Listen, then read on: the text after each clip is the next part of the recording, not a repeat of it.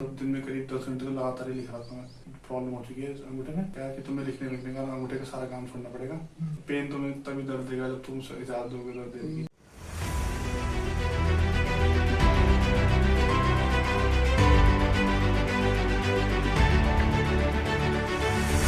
Hello everyone, आज के interview में हमारे साथ हैं सर्वज्ञ श्रीराम अम्बे जी, जिन्होंने गेट कंप्यूटर साइंस स्ट्रीम में 152 रैंक हासिल करी है।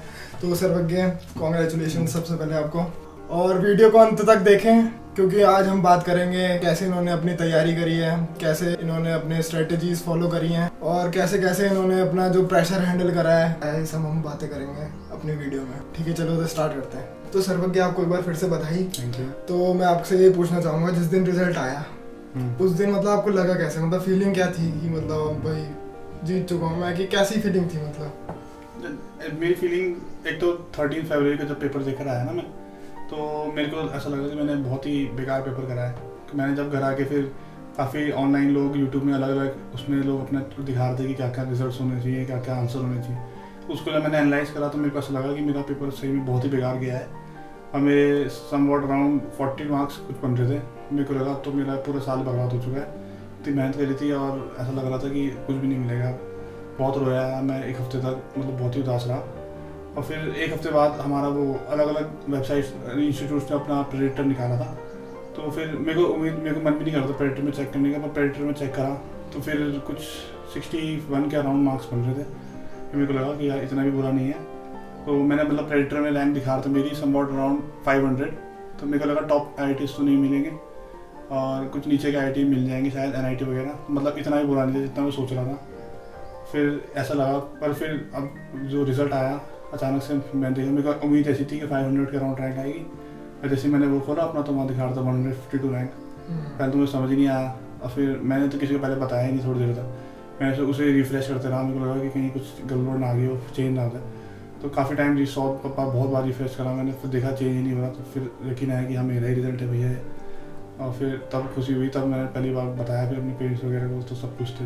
और जैसे आपने पेरेंट्स को बताया अपने, तो उनको मतलब कैसा था कि उन्हें पता था कि यार इतने तो आ ही जाते हैं इसके, या तो वो या बहुत खुश हुए थे या फिर उनको लगा था अरे तो कर ही लेता है इतना, या कैसा था? उनको भी काफ़ी खुश लगा था क्योंकि वो भी मुझे देख रहे थे 1 महीने से। उनको भी लग रहा था कि हाँ ये उदास है, तो मतलब इसका बेकार ही किया शायद पेपर।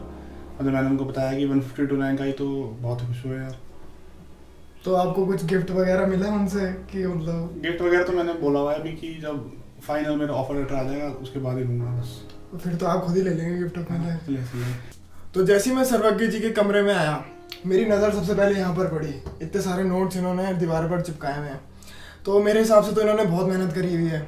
लेकिन अब हम आपके मुंह से सुनते हैं कि इन्होंने कितनी मेहनत करी है। तो हमारी ऑडियंस को आप बताइए कि आप एक दिन में कितना पढ़ते थे, आपने कोचिंग कब से स्टार्ट करी और कितना अपना फोकस पूरा कितना रखा हुआ था, क्या क्या स्ट्रेटजीज आपने फॉलो करी, हमारी ऑडियंस को बताइए।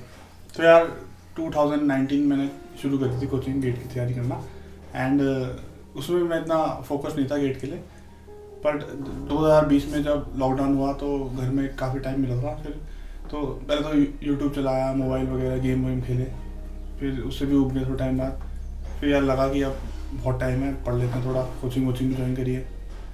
फिर धीरे धीरे फोकस बढ़ते रहा। तो अराउंड अप्रैल एंड में काफ़ी फोकस हो चुका था कि अब तो भाई निकालना है तो गेट ही निकालना है। और बस प्लेसमेंट लिस्ट में सबसे मन हट चुका था कि अब बस गेट वही फोकस रह गया था। मेरा मेन मोटिवेशन था IISc बैंगलोर। उसको मतलब ऐसा हो गया था मन में कि अब भैया यही अचीव करना है। और उसी के लिए मैं मतलब इतना मेहनत करी थी मैंने गेट के लिए।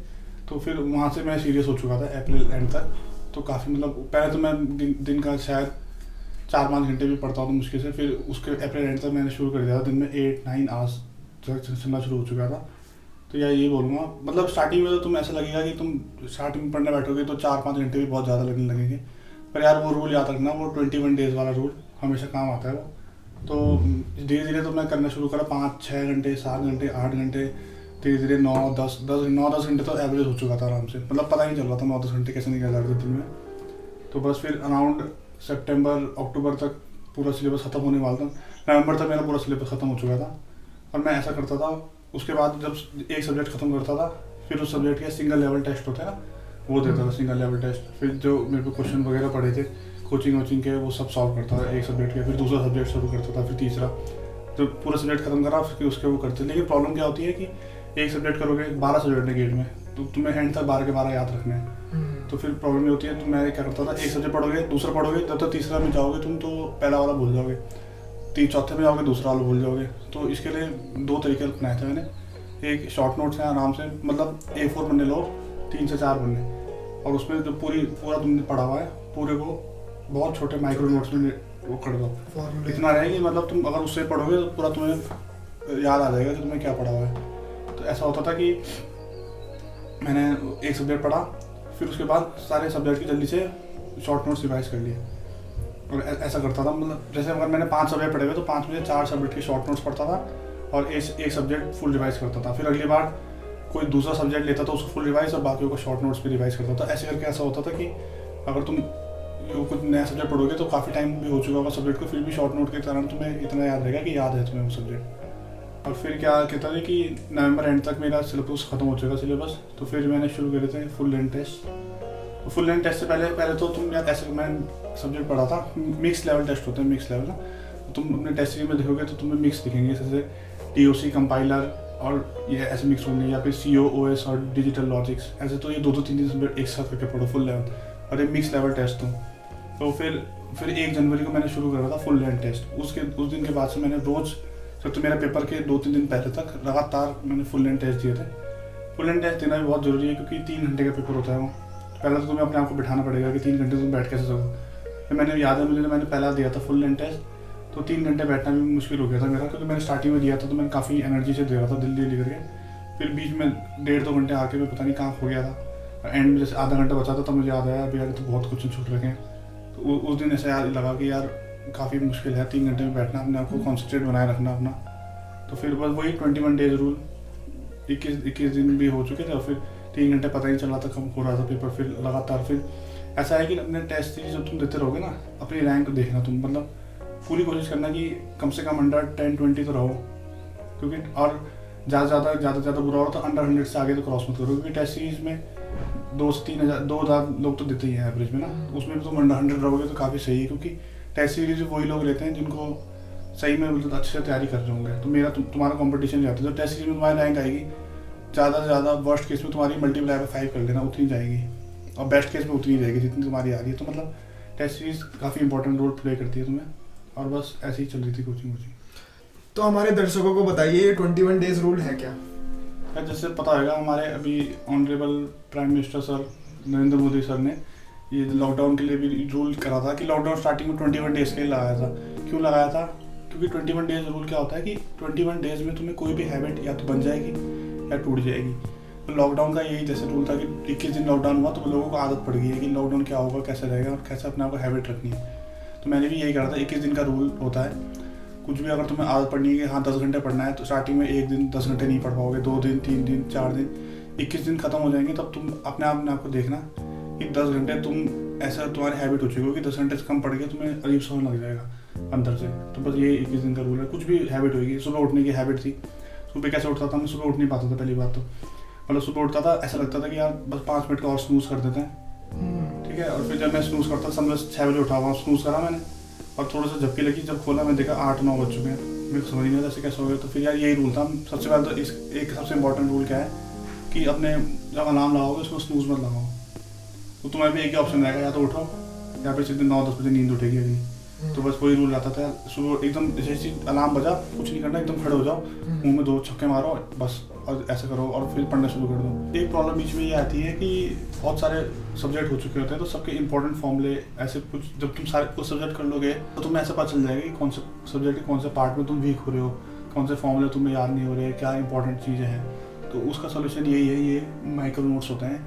एक सब्जेक्ट के लिए 1 पन्ना बहुत है A4 का, और मतलब ऐसा नहीं कि पूरा सब्जेक्ट ही कॉपी कर दो। इंपॉर्टेंट जो सबसे इंपॉर्टेंट चीज़ें हैं जो तुम्हें थोड़ी प्रॉब्लम हो रही है, दिक्कत उनको, जैसे नेटवर्किंग है उसमें IPv4 का हेडर, तुम्हें फील्ड तो याद होंगी कि ये फील्ड है, ये फील्ड है, ये फील्ड है, लेकिन कौन सी कितने बिट की है, किसके आगे आती है, किसके पीछे आती है, ऐसी चीज़ें लिखना। तो पूरा IPv4 का हेडर लिख रहा हूँ, उसे रोज़ पढ़ोगे तो मैं पूरा ऐसा रट जाएगा अच्छे तरीके से ना। क्योंकि कुछ क्वेश्चन ऐसे आते हैं जैसे पूरे IPv4 को 0101 फॉर्मेट में दे देंगे, और फिर कुछ उसी से कुछ फील्ड बना के क्वेश्चन पूछ लेंगे, तो यही फील्ड याद नहीं है तो तुम यही याद नहीं कर पाओगे कि आंसर क्या आएगा। तो ऐसी सारे सब्जेक्ट में तुम समझ जाओगे धीरे धीरे करके कि क्या रटने की ज़रूरत है, क्या समझने की ज़रूरत है। उनको ऐसे फॉर्मूले बनाओ। और सबसे इसका बेनिफिट क्या है, सुबह सुबह जब तुम उठोगे तो एकदम उठते ही खड़े हो जाओ यहाँ पर और खड़े होकर पढ़ते रहो चीज़ों को। लेट के नहीं करना, खड़े होकर पढ़ोगे तो कम से कम आधा पौना घंटा लगेगा इसे पूरा पढ़ने में। तो ये जब पढ़ोगे तुम तो ऐसा होएगा कि आधे पौने घंटे बाद तुम्हारी नींद खत्म हो चुकी होगी। तो ये भी पढ़ लिया तुमने, तुम्हारी नींद भी हट गई। अब उसके बाद तुम अगर बैठ के ही पढ़ोगे तो तुम्हें नींद नहीं आएगी इसके बाद। यही है। तो मेरी एडवाइस ये है कि जैसे हम सोते हैं ना, तो बेड जैसे यहाँ पर है तो फोन अपना एकदम पीछे मत रखो, क्योंकि जैसे अलार्म बजता है तो हम ऐसे नींद में वो कर देते हैं, उसको बंद कर दिया है, फिर स्नूज कर दिया, बंद कर दिया। या तो स्नूज का ऑप्शन हटा दो बस। तो या तो आप ऐसे करो कि जैसे जहाँ पर सो रखे हो ना थोड़ी मतलब दूर, मतलब 10-12 फीट दूर अपना फ़ोन रख दिया है, ताकि आप जब अलार्म बंद करने जाओ तब तक खड़े हो गए आप, तब तक नींद अपने आप भाग जाती है। तो ये मेरी एडवाइस है।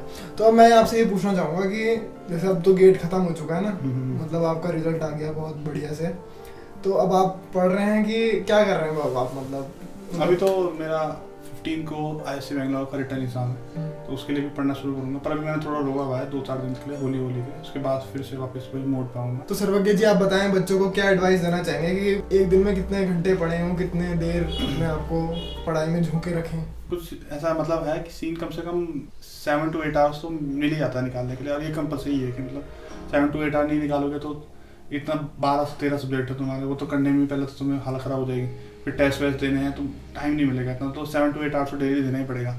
पर अभी लॉकडाउन था तो मेरे पे तो बहुत टाइम था, इसलिए मैं तो 10 आवर तो ऐसे ही रोज़ का पढ़ ही रहा था मैं।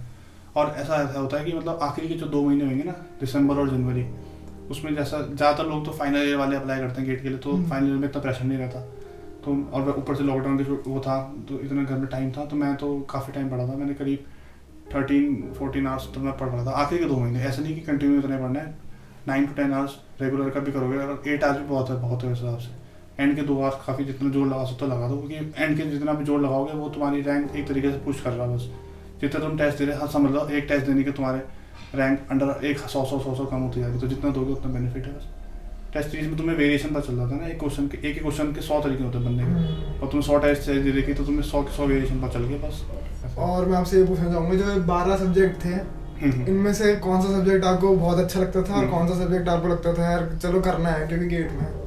कुछ तो जैसे अपना DS एल्गोरिथम और TOC, ये तो ऐसा हो गया इंटरेस्टिंग भी है और काफ़ी ज़्यादा स्कोरिंग है और इससे काफ़ी मार्क्स का भी आता है। एल्गोरिथम DS का तो बहुत ज़्यादा 15-20 मार्क्स का चले जाता है, TOC भी काफ़ी मार्क्स का आता है, स्कोरिंग होता है, सब्जेक्ट आसान होता है पढ़ने में। कुछ सब्जेक्ट ऐसे होंगे जैसे तुम्हारे कंप्यूटर ऑर्गेनाइजेशन हो गया, इसको मतलब ऐसा बोलते हैं सबसे टफेस्ट सब्जेक्ट है। मैंने भी सबसे पहले बार पढ़ा था, मेरी भी हालत ख़राब हो गई थी इसे पढ़ते हुए। तो मैंने इसके गेट क्वेश्चन सॉल्व करने शुरू करे, मेरे को ऐसा हो गया था मतलब कि ऐसा एक क्वेश्चन करने में भी कम से कम 20-25 मिनट लग रहे थे मेरे को। उस समय ऐसा मोटिवेशन बहुत डाउन हुआ और ऐसा लगा कि यार अब इतना मुश्किल सब्जेक्ट हो चुका है, कैसे करेंगे इसको। तो फिर यार अब ऐसा हो चुका था कि अब तो हार नहीं माननी, रुकना नहीं बस। तो फिर दोबारा पढ़ा पूरा सब्जेक्ट शुरू से लेकर एंड तक दोबारा।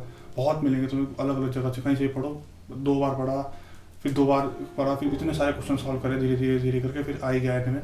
और अब मतलब ऐसा हो चुका है कि कंप्यूटर ऑर्गेनाइजेशन भी काफ़ी मेरे को इंटरेस्टिंग सब्जेक्ट बन चुका है मेरा। और गेट में मतलब ऐसे तगड़े क्वेश्चन भी थे, वो भी हो चुके थे मेरे से कंप्यूटर उसके ऑर्गेनाइजेशन के। और दूसरा तुम्हारा कंप्यूटर नेटवर्क्स है। नेटवर्क्स मुश्किल नहीं बोलूँगा, लेकिन बहुत ज़्यादा बड़ा वास्ट सब्जेक्ट है। इसका मतलब सिलेबस कन्फाइंड बोलते तो कन्फाइंड नहीं, पर बहुत ज़्यादा बड़ा सब्जेक्ट है इसका। तो वही प्रॉब्लम होती है, वैसे पढ़ने में बहुत दिक्कत रहती है, काफ़ी बड़ा सब्जेक्ट याद करने में बस।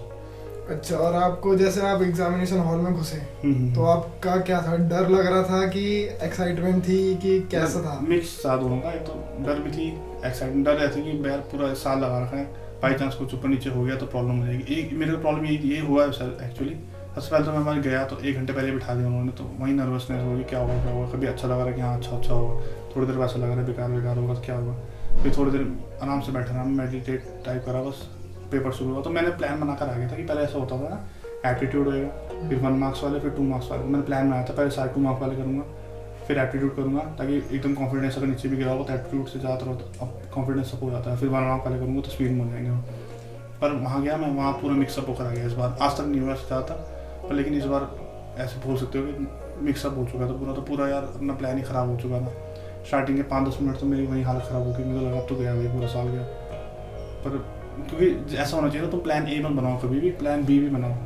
मैं प्लान B नहीं था, तो फिर मैंने सोचा था यार अब क्या करूँगा, डायरेक्ट ही करूँगा, स्टार्टिंग से करूँगा, एक के बाद एक देखा जाएगा।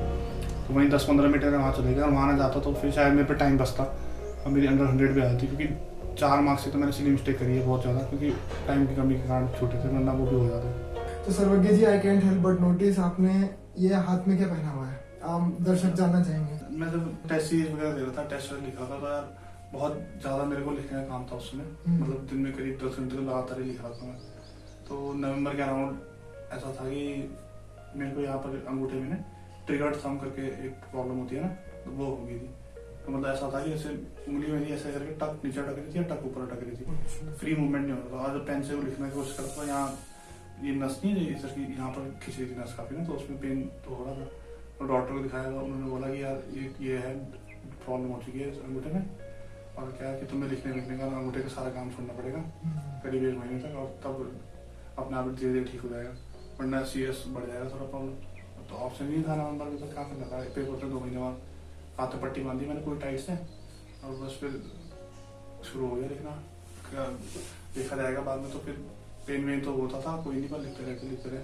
मतलब इतना पेन मुझे पहली बार असली पेन का दर्द तब हुआ जब मैं पेपर देकर आया ना, उसके बाद मुझे पेन फील हुआ, तब मुझे पेन फील नहीं हो रहा ज़्यादा। बस फिर अब अभी दिखाया तो तब तो काफी ज्यादा हुआ है, मतलब इंजेक्शन विजेक्शन आने के पता नहीं क्या होगा, पर कोई नहीं, देखा जाएगा, तो रिजल्ट काफी ठीक है, देखा जाएगा पेन तो।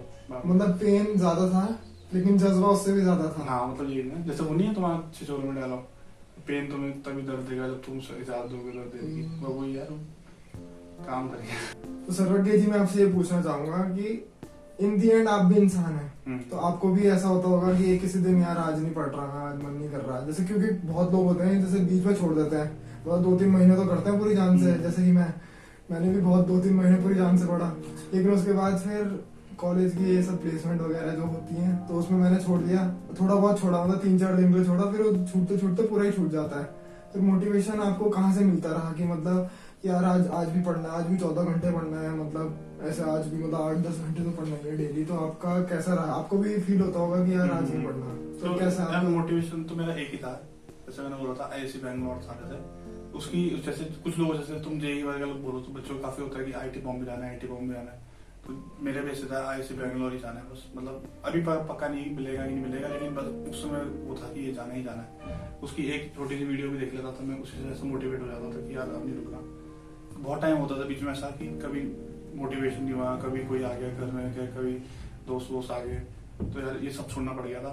बीच में ऐसा होता है यार, सोशल मीडिया वगैरह अलग अलग चीजें होती है तुम्हारे में, उसमें तो कभी मीम्स देख लिए, वीडियो यूट्यूब वगैरह इधर देख लिए, तो उसमें काफी तुम्हारा ऐसा होता है कि एक बार तुम मतलब गलती से दब गया बटन, तो उसमें तो फिर 1-1.5 घंटा ऐसे चले जाता है। सबसे बढ़िया ऑप्शन क्या था इसमें कि सब कुछ डिलीट मार दो बस, और क्या ऑप्शन है उसमें, टाइम नहीं जाएगा, तुम्हें कुछ है ही ना, गेम है ना कुछ है, मोबाइल में क्या रखोगे। और यूट्यूब ऐसा है, यूट्यूब तो डिलीट नहीं होता मोबाइल से, तो मेरा रूल क्या था कि मैं मोबाइल में चार्ज नहीं करता था ज़्यादा, 10% ज़्यादा मेरा ऐसा था मोबाइल की, अगर तुम यूट्यूब खोलोगे तो 10% नीचे तो बहुत तेज बैटरी आती है, तो यूट्यूब का ऑप्शन नहीं आता, यूट्यूब को डिलीट तो होता नहीं हुआ, तो उसके लिए ये ऑप्शन था। और ऐसा है कि अगर तुम टेस्ट देते रहोगे तो टेस्ट में अच्छे मार्क्स आएंगे, तो हाँ यार तुम्हें अच्छा लगेगा, बहुत बढ़िया। कभी ऐसा होता था कि तुम्हारी रैंक कभी बहुत ज़्यादा बेकार चली जाएगी, अनएक्सपेक्टेड एकदम 1000 के पार या फिर 500 के पार, कभी ऐसा होता है, ऐसा होता था यार तो क्या हो गया पता नहीं, बहुत ही बेकार आ गया और नहीं होएगा ऐसा।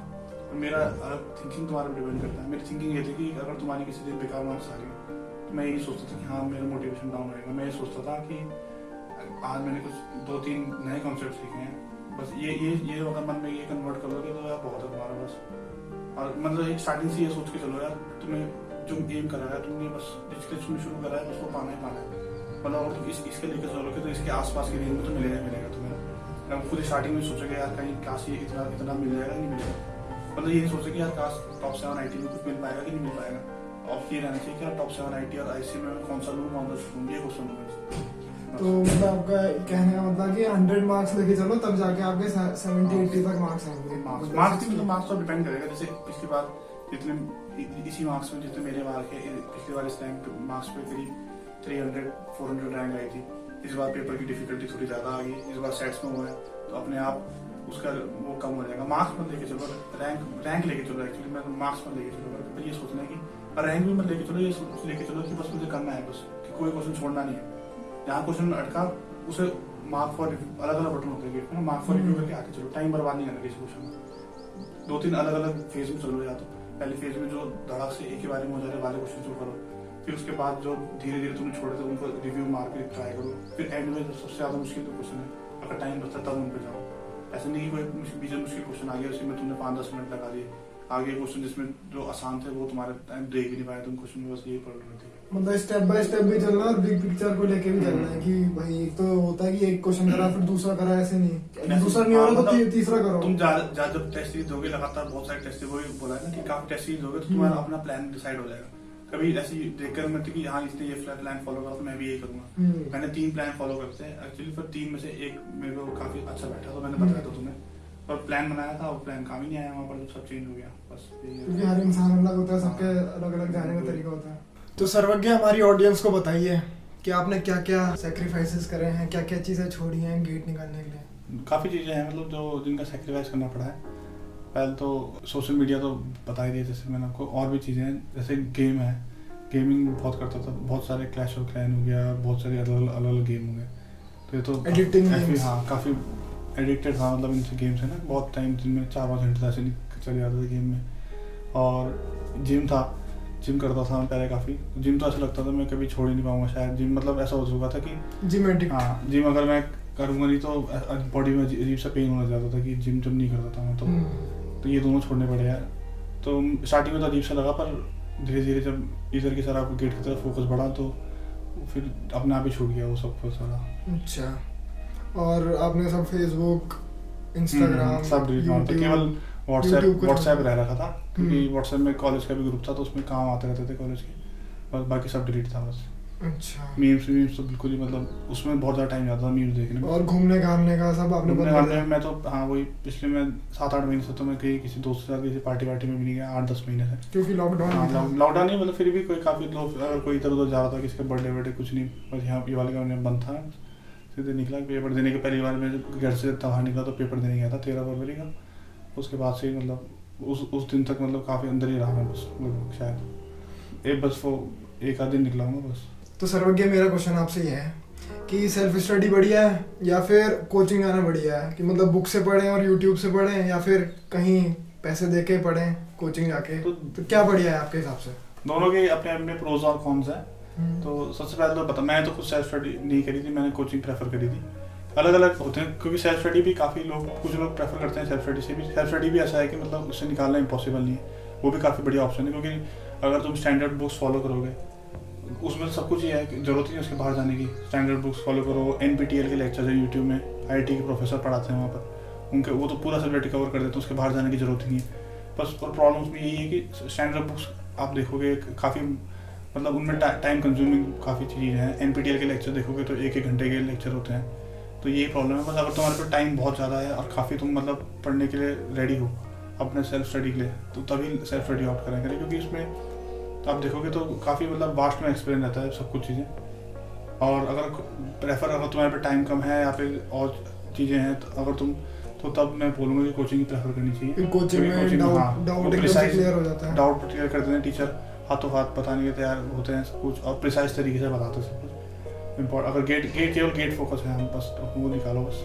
फिर तो एक मैं आपसे एक क्वेश्चन पूछना चाहूँगा कि आपका एक दिन का रूटीन क्या रहता था? कितने बजे उठते थे, कितने बजे नाश्ता करते थे?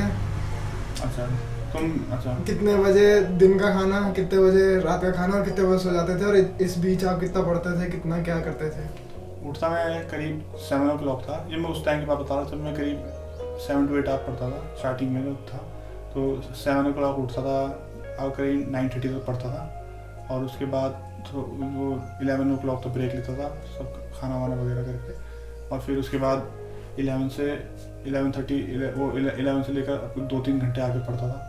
फिर लंच वंच करा, फिर शाम को फिर 2-3 घंटे और फिर डिनर के बाद फिर 2-3 घंटे और ऐसे हो जाता था, मतलब मिला मिल के 8 hours का 8 to 9 hours ऐसा। तो ये तो मतलब बेसिक रूटीन था, मतलब जो रोज का था मतलब ना बेसिकली। पर आखिरी के 2 महीने जो 14 hours का था मेरा, वो था मतलब सुबह उठता था मैं 6 बजे करीब और 6 से पूरा 9:30 तक पढ़ा। फिर खाने के लिए वगैरह केवल 1 घंटे का ब्रेक लेता था मैं बस, और उसके बाद फिर 3 घंटे 4 घंटे और लेता था। तो मतलब लंच से पहले मेरा 7 घंटे हो जाता था, लंच के बाद 7 घंटे। लंच के बाद क्या था मेरा जो वो था ना स्लॉट टाइम का, वो था 3 to 6। तो मैं 3 to 6 एग्जैक्ट 3 बजे मैं अपनी जो फुल लेंथ टेस्ट सीरीज है तो वो प्रेफर करूँगा कि जो तुम्हारा टाइम स्लॉट असली में एग्जाम के उसी टाइम स्लॉट पे अपना तो फुल लेंथ टेस्ट दो रोज का, ताकि तुम्हें उसी टाइम की आदत बन जाए। तो 3 to 6 वहाँ पर टेस्ट दिया, फिर 6 to 7 थोड़ा सा ब्रेक लेता था, और फिर 7 के आगे फिर मैं रात के मतलब 9:30 तक मैं पूरा एनालाइज करके सारे सोल्यूशन करके फिर खाना वाना खा के फिर रात को पढ़ता था 12 बजे तक, 12 साढ़े 12 तक, बस फिर यही था। उस समय हो जा रहा था मेरा 13 to 14 आवर्स इजीली। तो 6 घंटे की नींद लेते थे आप? आखिरी मतलब 2 घंटे मैंने ये IIT के एस्पिरेंट्स थे तो उनका देखा था मैंने वीडियो को, कहते थे मतलब वीक में 85 आवर्स होना चाहिए, तो ये मतलब 85 आवर्स तो चले जा रहा था, पार ही चल रहा था 85 आवर्स। मेरा एक रूल था, क्या था कि हफ्ते में 7 दिन की जगह मैं 6 दिन पढ़ता था और एक दिन थोड़ा ब्रेक लेता था। इससे क्या रहता है कि अगर तुम लगातार पढ़ोगे रोज ना, तो तुम ऐसे तुम्हारा ऐसे करके इंक्रीज करके धीरे धीरे नीचे जाते रहेगा तुम्हारा पढ़ने का। ठीक, तो क्या करता था मैं मंडे टू सैटरडे पढ़ता था अच्छे से, और संडे को मतलब मैं अपने आप को थोड़ा फ्री छोड़ता था, ताकि तुम फ्री छोड़ोगे और तुम्हारे पता है तुम्हें पेपर आने वाला है तो तुम्हारा प्रेशर बढ़ता रहेगा, धीरे धीरे बढ़ेगा एकदम। संडे को तुम्हें पता है, लेकिन पढ़ना मत, ये मेरा रूल था, पढ़ना नहीं संडे को, ताकि तुम्हारा प्रेशर बढ़े बंद बहुत ज़्यादा। और जैसे मंडे आए, मंडे को ऐसा लगे कि हाँ यार थोड़ा सिलेबस पीछे हो चुका है, फिर पूरी जान लगा के दोबारा से तुम मंडे टू सैटरडे पूरी जान जितनी तुमने लगाई थी पिछली बार को, अगर रेगुलर पढ़ोगे तो धीरे धीरे तुम्हारा अपने आप ही कम होता रहेगा टाइम, 14 से 12 11 फिर कम होता रहेगा आज। तो ये था मतलब 6 डे स्टडी आवर था, 14 तो करके 85 आवर्स पहुंच रहा था। मतलब संडे को आप ब्रेक लेते थे? संडे को ब्रेक भी नहीं, मतलब हल्का सा पड़ता 2-3 घंटे बस। और लास्ट में आप क्या एडवाइस देना चाहेंगे जितने भी गेट एस्पिरेंट्स हैं, बाकी स्टूडेंट्स भी हैं, कि लास्ट में मतलब एक जो होता है ना, क्या है लास्ट एडवाइस आपकी? लास्ट एडवाइस ये यार, मतलब सब्जेक्ट अपने ख़त्म करके ट्राई मारो, अक्टूबर तक सारे पूरा सिलेबस ख़त्म हो चुका है, और उसके बाद जितने क्वेश्चन प्रैक्टिस हो सके उतने करो। एंड प्रीवियस ईयर सबसे इंपॉर्टेंट, प्रीवियस ईयर क्वेश्चन होते हैं, प्रीवियस 20-30 ईयर जितने मिल रहे तुम्हें करो। मैंने प्रीवियस ईयर 4 to 5 टाइम करे थे, क्योंकि प्रीवियस ईयर में तुम्हें काफ़ी वैरायटी मिलती है क्वेश्चनों की ना, तरीका पता चल जाता है बस। और टेस्ट सीरीज देके अपने आप को एक तरीके से, बस तुम जुलाई तक तो तुमने सिलेबस कर लिया तो तुम पूरे हो चुके होते यार ना, लेकिन बस वही पेंसिल, एक तरीके से ब्लंट पेंसिल और शार्पन पेंसिल में ये अंतर है बस। अपने आप को, अपनी स्किल्स शार्पन करो, तुम जितने टेस्ट दोगे उतने शार्पन होगे बस, जितने क्वेश्चन हो सके उतने वेराइटी चेक करो बस, और रिवाइज करते रहो, रिवाइज और प्रैक्टिस बस, और कुछ नहीं है, बस बेसिक्स क्लियर होगा अपने और बस। तो सर्वज्ञ आपको बहुत बहुत बधाई आपके फ्यूचर के लिए। Thank you. तो मैं ये कहना चाहूँगा कि इस वीडियो को अपने दोस्तों जो भी गेट एस्पायर कर रहे हैं या फिर कोई भी पेपर की तैयारी कर रहे हैं उनको भेजें, ताकि उनकी भी मदद हो सके और उनको भी पता चले कि कितनी मेहनत करनी पड़ती है, कितना स्टडी आवर्स देने पड़ते हैं अपने एक दिन में। और इस वीडियो को लाइक करें, वीडियो में कमेंट करें और चैनल को सब्सक्राइब करें, ताकि हम ऐसी और वीडियोज़ बना सकें। चलो थैंक यू सर्वज्ञ जी, मिलते हैं।